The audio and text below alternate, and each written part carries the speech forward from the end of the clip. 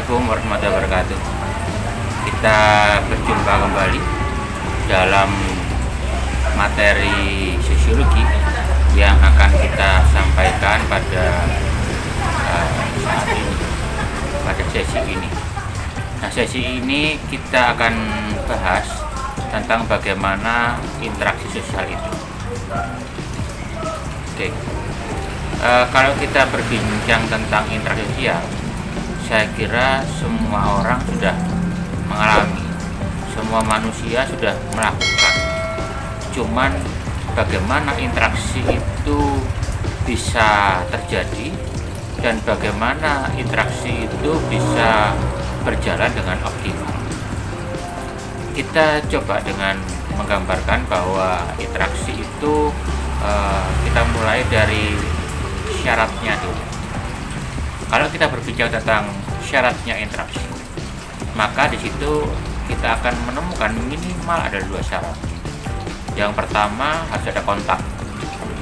Kontak itu artinya ada sesuatu yang merangsang kita untuk memberikan respon.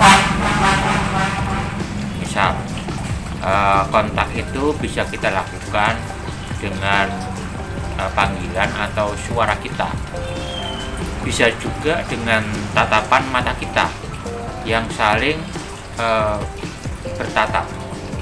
Kemudian kontak itu juga bisa dengan indera rasa kita, misalnya kita sentuh gitu ya, kita jawil gitu, kita cubit gitu. Bisa seperti itu kita mulai dengan kontak. Nah, syarat yang pertama, ketika sudah ada kontak tadi, maka di situ akan terjadi respon. Nah, ketika sebuah kontak tadi direspon, kemudian respon ini akan memberikan balikan atau umpan balik dari kontak kita tadi.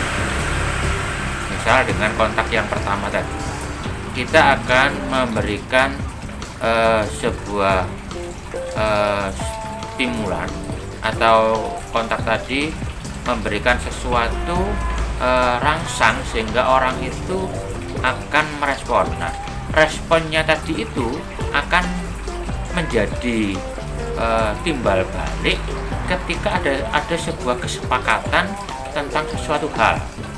Nah, sesuatu hal ini yang biasa kita sebut dengan bahasa. Nah, bahasa di sini harus ada kesepakatan.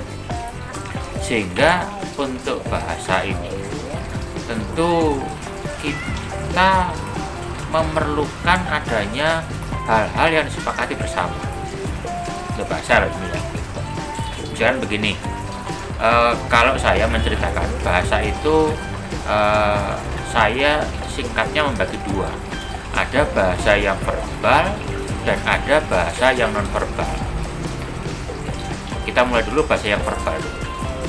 Bahasa yang verbal itu adalah bahasa yang sudah lazim atau lumrah digunakan oleh orang untuk memberikan respon dan menerima respon. Bahasa yang verbal yang seperti itu.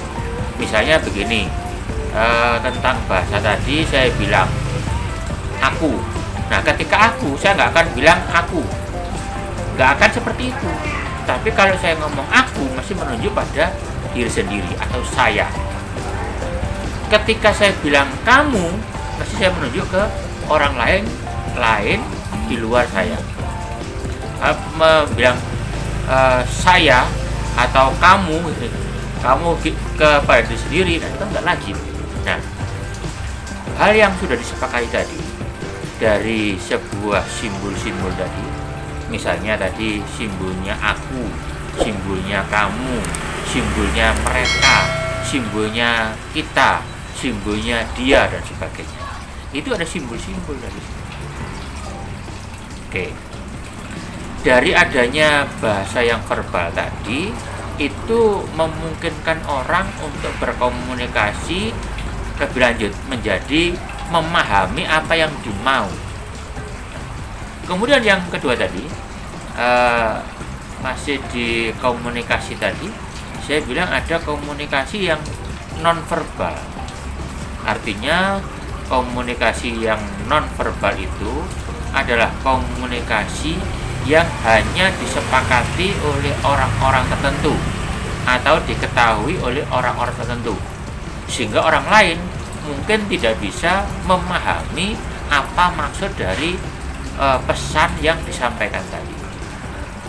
Saya contohkan begini, misalnya ini adik-adik yang ikut pramuka, dia pakai simapur misalnya. Nah, begitu menggunakan simapur, gerak tangannya dinaikkan ke atas 90 derajat, 45 derajat dan seterusnya, itu teman bicaranya yang diajak itu bisa memahami itu, tapi orang lain tidak mengerti itu. Nah, ini yang disebut dengan bahasa yang saya sebutkan nonverbal, bahasa yang hanya disepakati oleh orang-orang tertentu atau diketahui oleh orang-orang tertentu.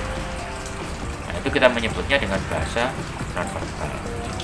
Nah, kemudian ketika sudah ada bahasa tadi yang sepakati, baik bahasa yang verbal maupun yang nonverbal, bagaimana kontak kita tadi diterima oleh orang itu, kemudian kontak kita ini saling menyatakan saling berhubungan, bahasa kita diterima oleh mereka. Nah, itu baru terjadi yang namanya interaksi. Jadi interaksi itu mesti terjadi hubungan yang timbal balik. Tidak ada interaksi itu yang sepihak, tidak ada. Nah, itu. Apalagi kita berbincang tentang masalah yang ada di masyarakat, masalah sosial, masalah hubungan antar orang dengan orang, antar orang dengan kelompok orang, antar kelompok orang dengan kelompok orang.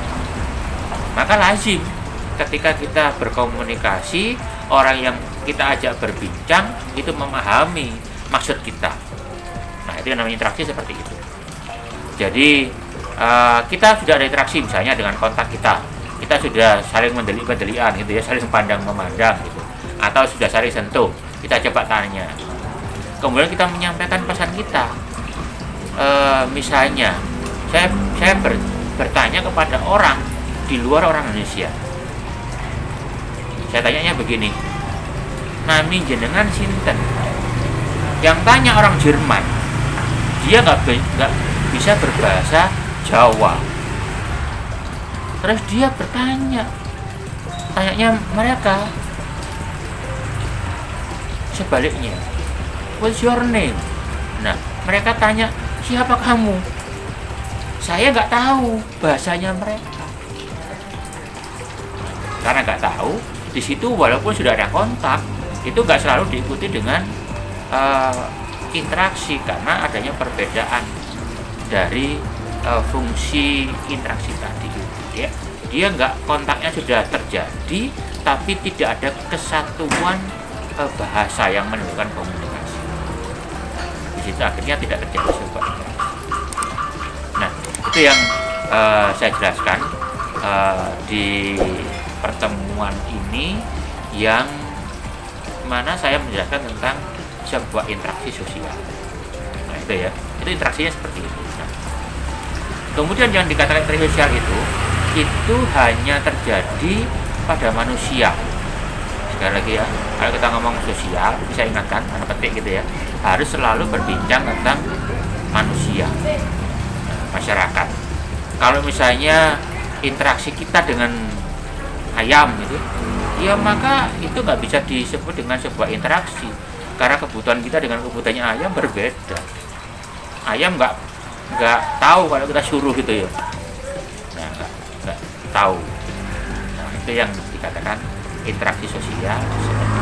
Jadi berdampak pada orang yang lain atau manusia yang lain atau kelompok yang lain. Itu penjelasan singkat saya tentang sebuah interaksi.